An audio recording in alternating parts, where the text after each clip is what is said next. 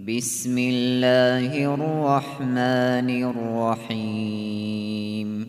Себеби Кур'анда Аллах Таала айтат, ар бир адам өзү вахум юхсинуна аннахум юхсинуна суна, яхсабуна аннахум юхсинуна суна деп. Кур'анда айтат, хал унаббикум би ахсарина а'мала. Мен силерге дейт, ушундай адамдын кабарын айтайынбы? Ал амал, мындай жашоо тараптан эң зыянга учураган, эң банкрот алган дейт. Алар кимдер? Алар туура эмес жашап туруп, бирок өздөрү туура кылып атам деп ойлогон адамдар дейт. Туура эмес кылып жатып, туура эмес экендигини билсе тоба кылат да, Алладан кечирим сурайт, оңолгон аракетине кылат. Бирок эң зыянга учурап калган адам ким?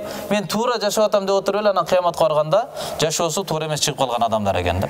Мындайча айтканда Кур'анда аларды жемелей келе мына ушулар жаман адамдар деген сөз эмес. Аларды айтып аткандыгы булар түшүнбөй жатат, силер түшүндүрүш керексиңер деген мааниде да.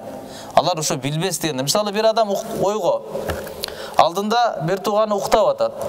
Мечитке намазга азан айтылып калды. Ким жоопкерчиликтүү? Туура? Ойго турган адам да. Ойго адам уктап атканда ойго туш керек. Ал уктап аткан адамдын ал жерде күнөөсү жок. Себеби ал билбейт, капилетте уктап жатат алчы. Ошондой эле канча адамдар түшүнбөй жаткан болсо, аларга ачууланып, аларды кафир деп, аларды мушрик деп кыйкырганда эч кандай пайдасы жок да.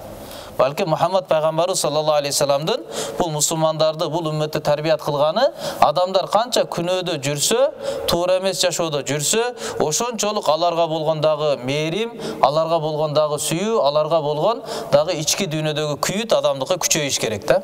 Ошолорго болгон дагы сиз менен биздин дуабыз, батабыз, мээнетибиз, чакырыгыбыз, дааватыбыз күчөйүш керек.